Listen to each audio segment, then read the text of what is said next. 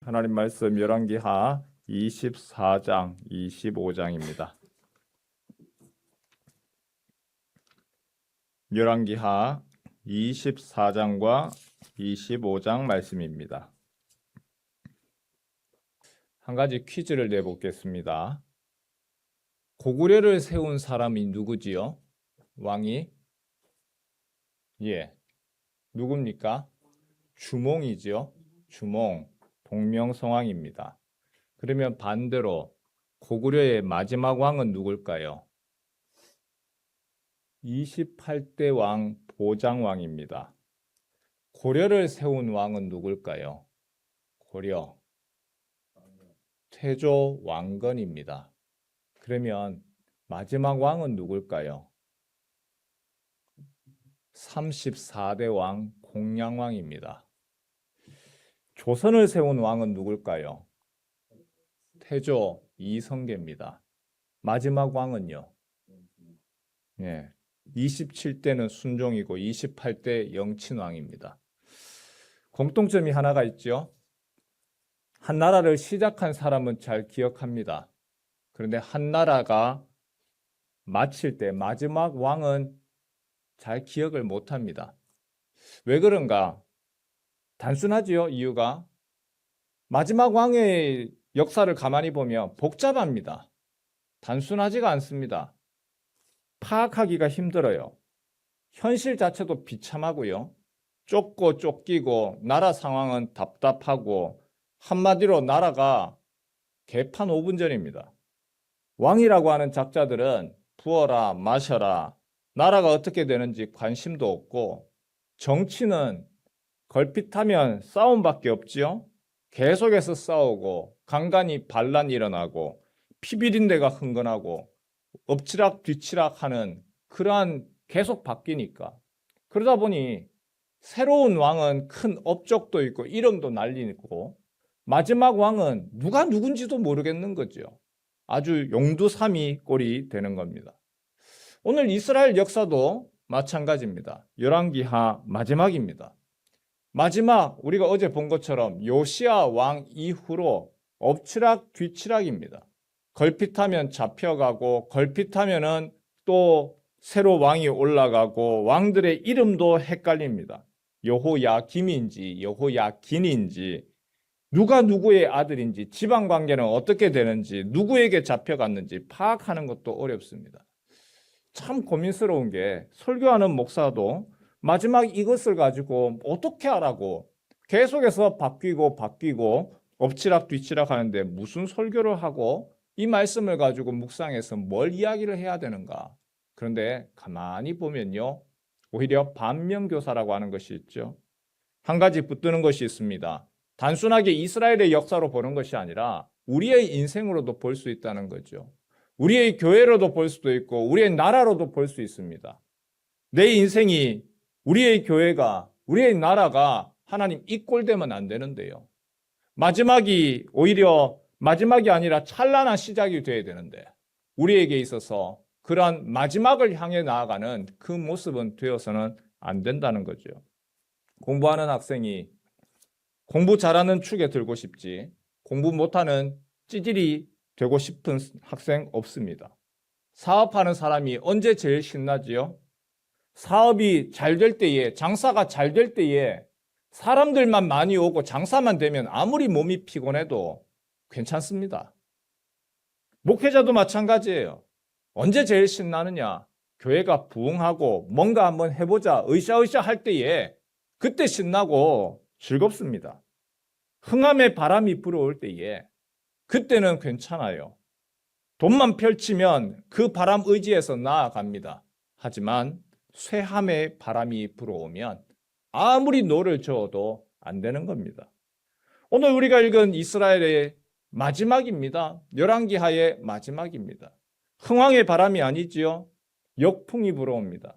쇠함의 바람입니다. 성경에서 왕들을 평가할 때마다 나오는 얘기가 있지요. 반복적인 말이 2번 나왔습니다. 우리 한번 읽어볼까요? 9절 말씀입니다. 24장 9절 말씀 같이 한번 읽겠습니다. 시작. 여호야긴이 그의 아버지의 모든 행위를 따라서 여호와께서 보시기에 악을 행하였더라. 여호야긴이라고 하는 왕이 아버지의 행위, 좋은 면을 따라가는 것이 아니라 악한 모습만 쫓아가더라는 거죠. 19절 또 왕이 바뀌었어요. 이번에는 시드기야라고 하는 왕이 또 바뀌었습니다. 근데 이 사람은 어떻습니까? 19절 같이 한번 읽죠. 시작. 그가 여호야김의 모든 행위를 따라 여호와 보시기에 악을 행한지라. 이 사람도 마찬가지더라는 거죠. 어제 우리가 본 것처럼 유다 땅에 하나님의 진노의 바람이 불기 시작합니다. 24장 3절 말씀에 보니까 이 일이 유다에 임함은 곧 여호와께서 말씀대로 그들을 자기 앞에서 물리치고자 하심이니 이는 므낫세의 지은 모든 죄 때문이며 므낫세로 말미암아서 그 악행이 여호와로 말미암아 진노의 칼을 들게 했고 이제는 마지막이더라. 마지막을 향하여서 나아가더라. 한 나라의 마지막이고 한 회사의 마지막이고 한 교회의 마지막을 향하여 나아가더라는 거죠. 언제 무너질지 모릅니다. 지금까지 힘들게 어렵게 그 먼 길 달려왔는데 새로운 바통을 넘겨줘야 될 다음 세대가 없습니다. 그 바통을 받을 그 다음 후배들이 없습니다. 지금까지 쌓아왔던 이 회사, 이제는 더 이상 받을 사람이 없습니다. 문을 닫아야 되는 거죠. 얼마나 허망합니까? 오늘 우리에게도 이런 일이 없으리라고 누가 장담할 수 있습니까? 믿음의 신앙, 믿음의 우리 가정은 3대, 4대, 5대 신앙입니다. 그런데 그 다음 믿음의 바통을 받을 자녀가 없어요. 사업장이 그래도 한때는 훈장까지 받을 정도로 참 괜찮았고 든든했던 회사인데 이제는 그 회사 장사가 안 되고 사업이 안 되는 것이 아니라 물려받을 사람이 없어요. 요즘에 교회들에 나오는 얘기가 있습니다. 10년 안에 지금 60대이신 목회자들 10년 안에 이분들이 은퇴를 하는데 이분들이 몇 명이 은퇴를 하느냐? 66%가 은퇴를 한답니다. 현재 담임 목사의 66% 이상이 10년 안에 은퇴를 한대요. 문제는 은퇴를 하는데 그 다음에 후계자를 세울 수가 없답니다. 지난주 기독신문에 우리 교단 합동 측 총회장 비롯해서 임원들이 다 모였고 통합 측 총회장과 임원들이 모여서 함께 연합 예배를 했습니다. 주거니 받거니 하면서 왔다 갔다 이야기를 하고 또 같이 연합 예배를 하는데 통합 측 목회자 총회장 목사님의 첫 마디가 우리 교단은 좀 심각합니다. 목회자들이 없어서 지금 노회가 지금 세계에서 5개 정도의 노회들이 다 합치고 있습니다. 그래서 목회자를 지금 수급이 어렵습니다. 거기에 대해서 우리 총회장도 응수를 했습니다. 저희도 마찬가지입니다. 목회자가 없고 장로가 없어서 정년 연장해달라고 허니하니 빗발치고 있습니다. 또 다른 한 통계가 나왔어요. 교인들의 헌금이 앞으로는 줄어들 겁니다. 교회가 어려워질 겁니다. 교인이 없어서가 아니라 헌금하는 연령은 제2차 베이비 부머 세대, 딱 나이가 72살 지금으로 이야기하면 우리 장장로님까지, 장대익 장로님 나이까지 그때까지만 헌금을 하는데 그 윗 어른들과 이분들이 이제 다 은퇴합니다. 지금 은퇴 나이가 돼버렸습니다. 그러면 교회 헌금이 확 줄어들 겁니다. 교인들이 없는 것뿐만이 아니고 목회자가 없고 헌금할 사람이 없고 이제 우리의 세대가 오늘 성경 읽었는데 왕이 바뀌고 계속 바뀌고 마지막이 가는 이 모습이 우리의 지금 모습과 다를 바가 없다는 거죠. 여러분 이런 상황에서 우리가 어떻게 해야 될까요?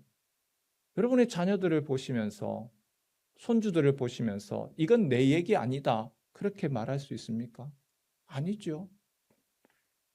우리 세대가 끝나고 난 후에 바통을 넘겨주어야 되는데 넘겨주는 것이 아니고 오히려 그것을 넘겨주지 못하고 이것이 끝나는 것, 이것이 더 끔찍하고 무서운 일입니다.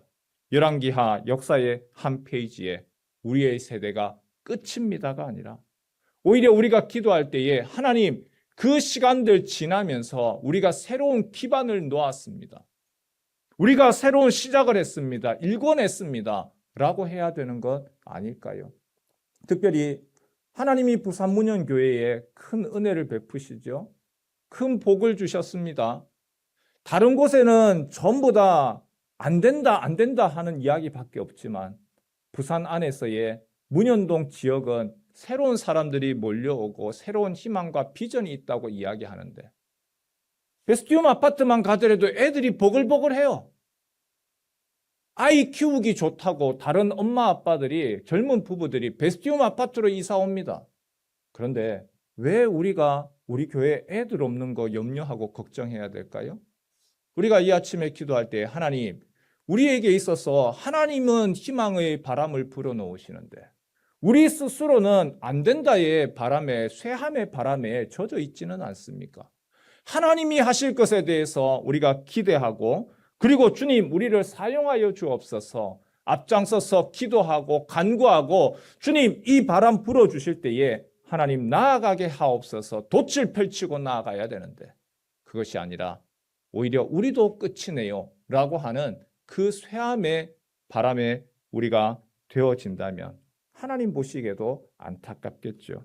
이 아침에 함께 그렇게 기도했으면 좋겠습니다. 주님, 우리에게 하나님이 허락하시는 그 은혜를 누리게 하여 주옵소서. 특별히 이 아침에 기도할 때에 새벽과 수요일에 주님 앞에 기도하게 하옵소서.